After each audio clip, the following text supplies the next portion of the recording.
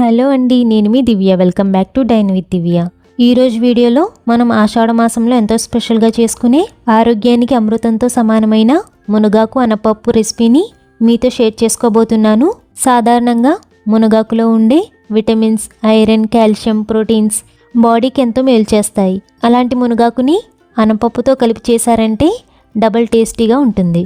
ఈ పప్పుని వేడివేడి అన్నంలో నెయ్యితో కలిపి తింటే టేస్ట్ అదిరిపోతుంది.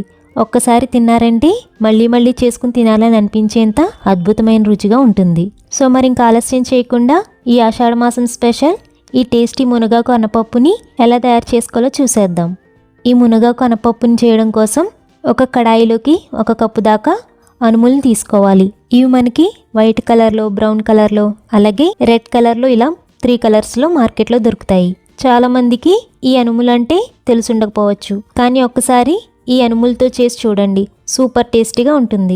ఇప్పుడు వీటిని కడాయిలోకి వేసేసుకుని మీడియం ఫ్లేమ్లో బ్రౌన్ కలర్లోకి మారి కమ్మట వాసన వచ్చే వరకు డ్రై రోస్ట్ చేసుకోవాలి. చాలామంది కందిపప్పుతోనే చేస్తుంటారు. మా ఇంట్లో అయితే ఆషాఢ మాసం వస్తే ఈ విధంగానే మునగాకు పప్పుని చేసుకుంటాం. 15 మినిట్స్కి అనుములు ఇలా రంగు మారి కమ్మట వాసన వస్తాయి. ఇంకా చెప్పాలంటే అనుములు పర్ఫెక్ట్గా వేగితే ఈ విధంగా చిట్లుతాయండి.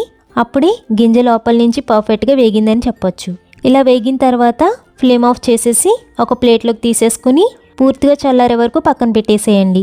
నెక్స్ట్ ఇలా ఒక ఫ్రెష్గా ఉన్న చిన్న మునగాకు కట్టను తీసుకుని కొమ్మలు, ఈనులు లేకుండా కేవలం ఇలా ఆకులు మాత్రమే తుంచుకుని ఒక ప్లేట్లోకి వేసుకోండి. ఇలా కట్టను మొత్తం శుభ్రం చేసేసుకుని ఆకుల్ని తీసుకున్న తర్వాత 1-2 సార్లు ఈ ఆకుల్ని శుభ్రంగా కడుక్కోవాలి. ఇలా బాగా కడిగిన తర్వాత ఇందులో ఒక 1/2 టీ స్పూన్ సాల్ట్ని వేసుకుని ఆకులకి బాగా పట్టించండి.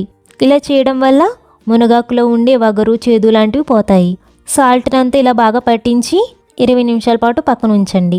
నెక్స్ట్ ఒక మిక్సర్ జార్లోకి ముందుగా వేయించి చల్లారబెట్టుకున్న అనుముల్ని బ్యాచెస్లా సగం సగం వేసుకుని కోర్సుగా రఫ్గా బ్లెండ్ చేసుకోవాలి. పప్పుని మరీ పౌడర్లా మెత్తగా బ్లెండ్ చేయకుండా ఈ విధంగా ముక్కలు ముక్కలుగా ఉండేలా రఫ్గా గ్రైండ్ చేసుకుని ఈ పప్పునంతా ఒక స్టైనర్లోకి వేసేసుకుని జల్లించుకోవాలి. ఇలా జల్లించుకుంటే పప్పులో ఉండే మెత్తని పొడి అంతా పోయి పప్పు మాత్రమే మిగులుతుంది. ఇదే విధంగా మిగిలిన సగం అనుములను కూడా వేసుకుని కోర్స్గా గ్రైండ్ చేసేసుకుని జల్లించి ఒక ప్లేట్లోకి తీసుకోండి. ఇప్పుడు ఇలా జల్లించి తీసుకున్న పప్పుని ఒక గిన్నెలోకి వేసేసుకోండి. నెక్స్ట్ ఇందులోనే పప్పు ఉడకడానికి సరిపడా వాటర్ని వేసుకుని ఒకసారి కలుపుకోండి. ఇప్పుడు ఫ్లేమ్ ఆన్ చేసి మీడియం టు హై ఫ్లేమ్లో ఉంచి పప్పుని మరీ మెత్తగా కాకుండా 80% కానీ కొంచెం పలుకుగా ఉండేలా మధ్య మధ్యలో కలుపుతూ ఉడికించుకోవాలి. 15 నిమిషాల తర్వాత పప్పు ఉడికిందో లేదో చూడడానికి ఇలా ఒక పప్పు బద్దను తీసుకుని గిచ్చితే వెంటనే ఇలా మధ్యలోకి విరిగిపోవాలి. అప్పుడే పప్పు అనేది 80% ఉడికినట్టు. ఇలా పప్పు అంతా ఉడకడానికి నాకు 3 నుంచి 4 గ్లాసుల వరకు వాటర్ సరిపోయాయండి. ఇప్పుడు ఫ్లేమ్ ఆఫ్ చేసేసి కాసేపు పక్కన ఉంచండి. నెక్స్ట్ అదే కడాయిలోకి 1 టేబుల్ స్పూన్ ఆయిల్ని వేసి వేడి చేయండి. ఆయిల్ వేడయ్యాక ఇందులోనే 1 టీ స్పూన్ వరకు జీలకర్రను వేసుకోండి. నెక్స్ట్ 1 టీ స్పూన్ దాకా మినపగుళ్ళను వేసుకోండి. అలాగే పొట్టి తీసిన 5-6 వెల్లుల్లి రబ్బల్ని వేసుకుని లో ఫ్లేమ్లోనే 2 నిమిషాల పాటు వేయించుకోవాలి.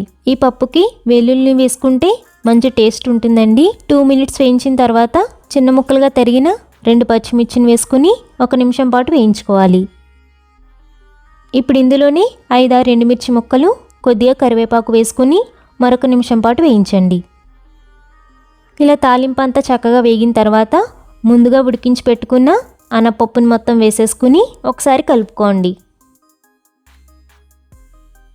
ఇలా కలిపిన తర్వాత ఇప్పుడు ఇందులోనే ముందుగా ఉప్పు పట్టించిన మునగాకు ఉంది కదా, దాన్ని ఇలా గట్టిగా వాటర్ లేకుండా పిండేసి పప్పులోకి వేసేసుకోండి. ఇప్పుడు ఆకుని పచ్చివాసన పోయే వరకు కలుపుతూ లో ఫ్లేమ్లోనే 1 నిమిషం పాటు వేయించుకోవాలి. ఇలా 1 నిమిషం పాటు వేయించిన తర్వాత ఇందులో రుచికి సరిపడా ఉప్పును వేసి ఒకసారి అంతా కలిసేటట్టు బాగా మిక్స్ చేసుకోండి. నెక్స్ట్ మూత పెట్టేసి ఆకు మొత్తం మెత్తగా అయ్యే వరకు పప్పుతో పాటే లో ఫ్లేమ్లో 10 నిమిషాల పాటు ఉడికించండి. ఎక్సెస్గా వాటర్ ఏమీ యాడ్ చేయట్లేదండి, పప్పులో ఉన్న వాటరే సరిపోతుంది. 10 నిమిషాల తర్వాత మూత తీసి పప్పును ఒకసారి కలపండి. ఆకంతా ఇలా మగ్గి మెత్తగా అయిన తర్వాత లాస్ట్లో 1 కప్పు దాకా పచ్చి కొబ్బరి తురుమును వేసుకుని పప్పులో కలిసేటట్టు బాగా మిక్స్ చేసుకుని కొబ్బరిలో తడి కానీ పచ్చివాసన కానీ ఉండకుండా పప్పు పొడి పొడిగా అయ్యే వరకు 5 నిమిషాల పాటు ఈ విధంగా కలుపుతూనే వేయించుకోవాలి. ఇలా కొబ్బరి వేస్తే పప్పు బాగా కమ్మగా టేస్టీగా ఉంటుంది. ఇన్ కేస్ పప్పులో తడి కానీ ఉందంటే పప్పు ఎక్కువసేపు నిలవ ఉండదండి. ఎందుకంటే మనం కొబ్బరిని యాడ్ చేస్తున్నాం కాబట్టి. చూస్తున్నారు కదా, పప్పులో తడి అంతా పోయి ఇలా పొడి పొడిలాడితే పర్ఫెక్ట్గా రెడీ అయిపోయినట్టే. ఇప్పుడు ఫ్లేమ్ ఆఫ్ చేసేసి వేడివేడిగా సర్వింగ్ బౌల్లోకి ట్రాన్స్ఫర్ చేసేసుకోవడమే. ఇలా తయారు చేసుకున్న ఈ అనపప్పు మునగాకుని వేడివేడి అన్నంలోకి కానీ చపాతీలోకి కానీ ఇంకా జొన్న రొట్టెల్లోకి కానీ వేసుకుని తింటే హెల్త్కి హెల్తీ, టేస్ట్కి టేస్ట్ అదిరిపోతుంది. ముఖ్యంగా పిల్లలు మునగాకు తినడానికి ఇష్టపడకపోయినా ఇలా పప్పులో కలిపి చేస్తే ఎంతో ఇష్టంగా తింటారు. సో మరి ఇంకా ఆలస్యం ఎందుకు, ఈ ఆషాఢ మాసం వెళ్లకుండానే ఈ స్పెషల్ అండ్ టేస్టీ మునగాకు అనపప్పు రెసిపీని ట్రై చేయండి. అంతేకాకుండా మీ ఫీడ్బ్యాక్ని మన ఛానల్ కామెంట్ సెక్షన్లో షేర్ చేసుకోండి. ఈ రెసిపీ నచ్చితే ఒక లైక్ చేసి మీ ఫ్రెండ్స్ అండ్ రిలేటివ్స్కి షేర్ చేయండి. మరిన్ని మంచి మంచి హెల్తీ రెసిపీస్ కోసం మన ఛానల్ సబ్స్క్రైబ్ చేసుకోండి. Thank you for watching.